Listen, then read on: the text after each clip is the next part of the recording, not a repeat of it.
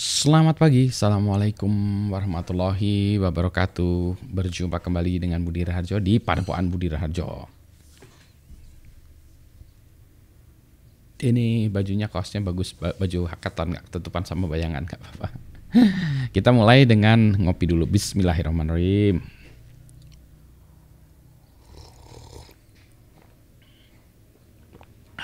Segar sekali. Ini kopinya, kopi pertama pagi ini. Ini saya buat lebih dari biasanya. Biasanya kalau takaran saya itu ya, air segini tuh dengan dua sendok kopi muncung ya. Ini sekarang 3. Saya ini butuh sesuatu pagi ini untuk yang nendang. Makanya ini hitam banget. Cuma tulisannya ini mau kaos ini, wah teman ini kan ya. Sama seperti kepoyah saya warnanya. Oke, pagi ini kita akan bahas tentang security, masih tentang security. Kali ini kita bahas, nah sebentar ya, saya share dulu tentang, nah ini dia, Conti ransomware ya. Jadi dan terkait dengan log4j yang beberapa hari yang lalu ya, yang saya bahas di video ini tentang keamanan log4j. Nanti keamanan log4j saya sertakan linknya di bawah supaya gampang ya ceknya lagi. Nah baik, jadi sekarang yang lagi banyak ngehit ini tanggalnya juga tanggal Desember 17 2021. Sekarang ini direkam tanggal 21, jadi 4 hari yang lalu ya. Jadi ini cerita tentang Conti ransomware. Tapi kita lihat dulu ya. Jadi Conti ransomware itu apa ya? Ya, jadi ini cerita tentang Conti ransomware is an extremely damaging malicious actor due to the speed with which encrypts data and spreads to other system. Jadi ini dia cepet banget nih nyerangnya kan ya, karena datanya sama dia di-encrypt kemudian dikirimkan kemana-mana. Cybercrime action is thought to be led by Russia-based group that goes under the Wizard Spider pseudonym. Jadi ini grupnya grup Rusia ya katanya ya, dengan nama Wizard Spider ya. Nah, modus operandinya apa? Ya, jadi dia akan memasang trick port dan buzzer loader Trojan in order to obtain remote access to the infected machine. Jadi dia gimana harus memasukkan, jadi dia harus meminta orang, pokoknya nipu orang-orang dulu ya, phishing attack tuh biasanya kita kirim email, suruh ini supaya kita ngeklik ya. Jadi biasanya gini tuh lewat email ya. The email use claims to come under a sender the victim trust. Jadi mungkin ya, kalau dia ngelihat ini perusahaan, mungkin dia email seolah dari perusahaan yang bersangkutan, yang di dalamnya ada link ke dokumen yang ada malware-nya itu ya. Jadi dokumen itu sama dia ditaruh di Google Drive ya. Kemudian kalau kita klik dia mendownload dokumennya itu mendownload buzzer backdoor ya. Nah, buzzer backdoor ini nanti dijalankan kalau kita kan tadi kita download dokumennya, kita klik ya, dia udah masuk komputer kita dan kita dijalankan. Nah, dia jalan ke dia akan kontak, akan berhubungan dengan CNC ya, command and control-nya server. Jadi dia akan connect dengan command control. Nah, ini sebetulnya tergantung dari konfigurasi di jaringan kita ya. Kalau jaringan kita hanya membuka misalnya akses tertentu dan harus pakai proxy yang harus pakai password dan sebagainya. Nah, ini malware-nya ini biasanya nggak jalan gitu ya. Artinya bukan nggak jalan, tapi dia nggak bisa kontak command and control. Jadi dia mengikuti apa yang sudah di built-in di dia aja. Dah.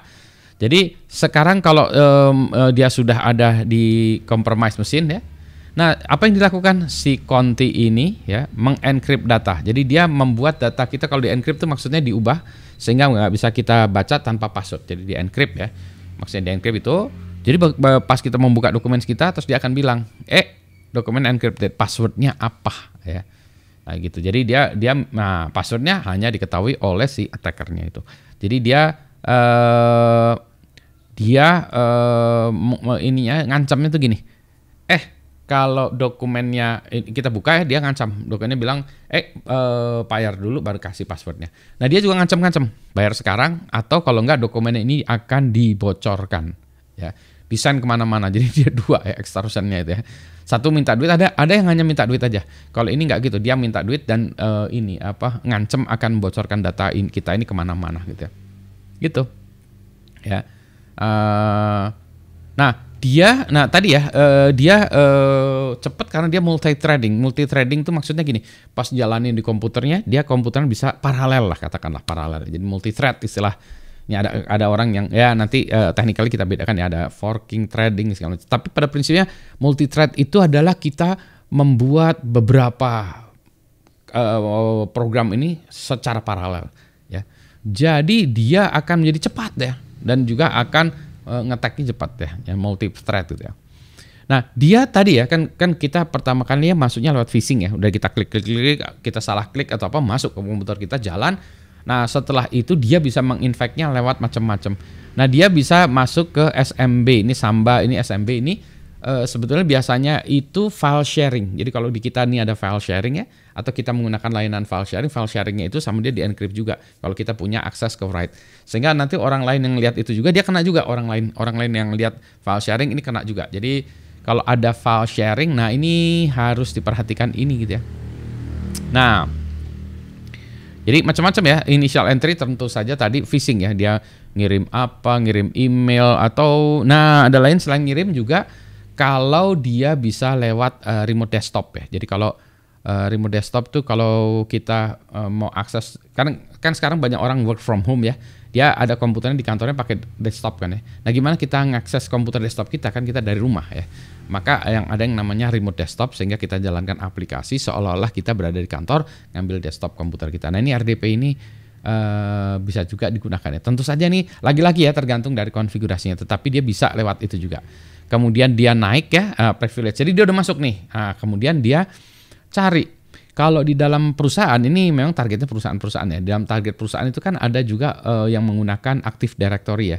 Jadi orang-orang masuk Active Directory, kemudian kita login, misalnya join domain, kita masuk kantor, masukin username password kita, kemudian kita dapat layanan kantor, kita bisa baca email, bisa baca file server dan lain sebagainya. Nah, si ini dia pintar juga nih, dia akan cari-cari, menganalisis. Oh, kemudian dia lihat, oh ini akun ini penting, misalnya admin ya, admin kan akunnya penting, kemudian dia cari, oh, ada file-file yang penting, dia curi dulu, dan juga kalau perlu dia nanti setelah di encrypt dia backupnya juga, kalau ada backup sama dia di encrypt juga ya. Jadi dia mencari macam-macam ya, dia mencari macam-macam data. Ya kalau dia naik, jadi dia berusaha naik jadi admin.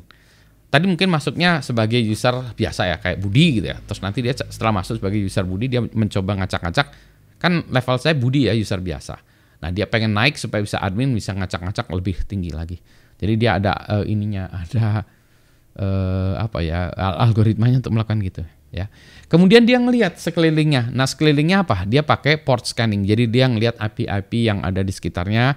Misalnya pakai Angry IP Scanner ya, atau macam-macam ya. Ada port scanner banyak lah ya. Jadi nanti dia lihat. Sambil lagi-lagi dia ini mencoba smart ya. Kalau ada server-server yang namanya tadi ya domain controller, untuk kita misalnya tadi kita mau login ke akun kita di perusahaan. Nah itu biasanya ada domain controller. Nah biasanya mesinnya namanya DC ya, DC1, DC2. Jadi kalau kita ngasih nama server itu yang aneh-aneh ya, sehingga nggak standar ya. Tapi susahnya nggak standar, akan susah dimengerti. Tapi kalau gini tuh biasanya ketahuan, oh mail, oh berarti mail server web, berarti web server www, web server gitu ya. Kemudian dia juga selain tadi ya scanning recognition, dia juga mencoba ngambil memori yang ada di dalam mengambil kredensial user ID dan password yang ada di memori. Jadi kalau ada orang lagi jalanin sesuatu dan kita masukin user ID dan password, tergantung aplikasinya juga, kalau ada di memori dicoba diambil dengan program ini ya, Mimikatz ya. Jadi dia mengedam memori, dicari passwordnya gitu. Nah, jadi kadang-kadang si problemnya ini juga pura-pura ada error ya. Jadi dia memang ini ya, they could also try to break things on purpose. Dia coba ngerusak, memang sengaja, dia nggak tahu nggak akan berhasil ya atau apa gitu. Cuma dia memaksa atau mengencourage ya, membuat admin login ya. Kalau admin login dilihat di memorinya ada nggak ya. Kemudian dia juga kalau udah itu dia mau masang backdoor lagi supaya bisa lagi ya. Supaya bisa diakses dari jarak jauh. Ini yang RDP tadi ya, Anydesk, Cobalt Strike ini kayak gitu.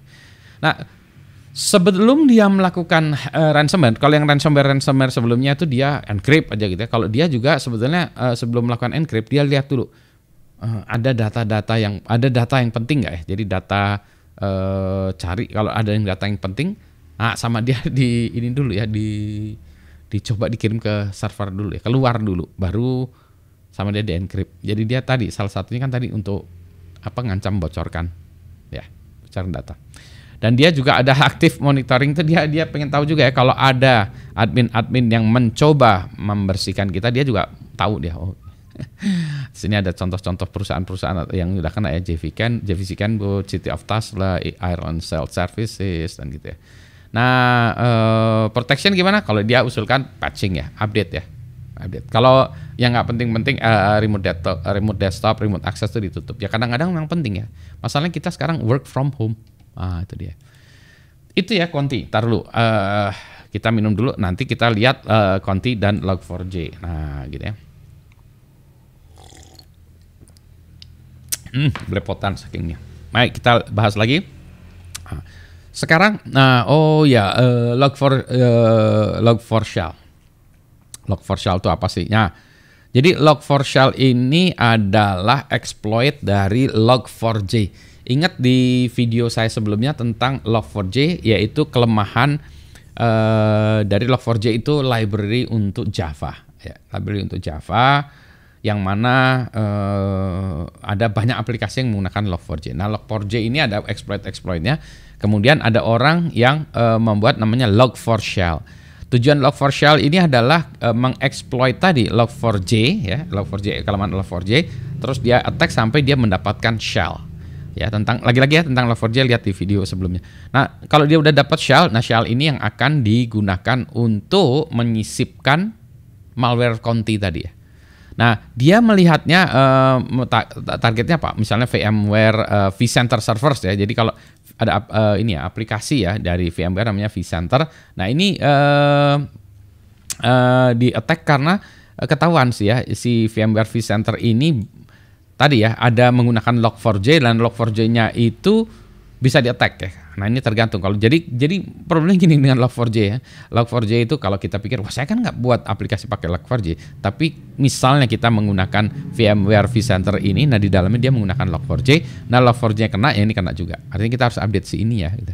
Nah, ini tuh bisa di-attack dengan Log4Shell. Nah, sehingga itu digunakan untuk akses server dan menyisipkan malware lagi, ya. Jadi ini perjalanannya. Due to shrinking attack surfaces, Conti begins the quest to find attack vectors, gitu ya.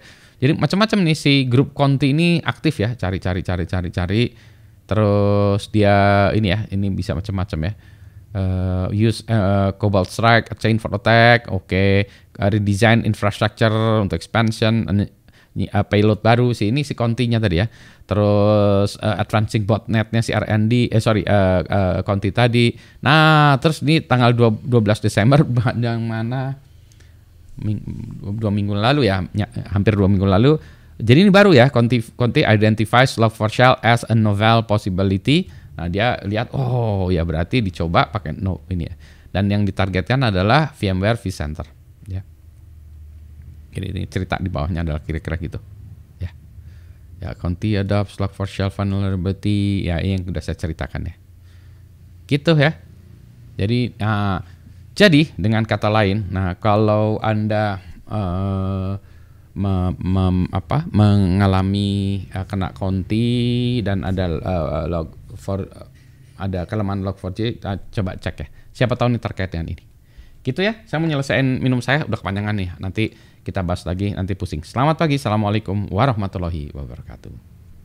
Minum dulu. Bis. Alhamdulillah.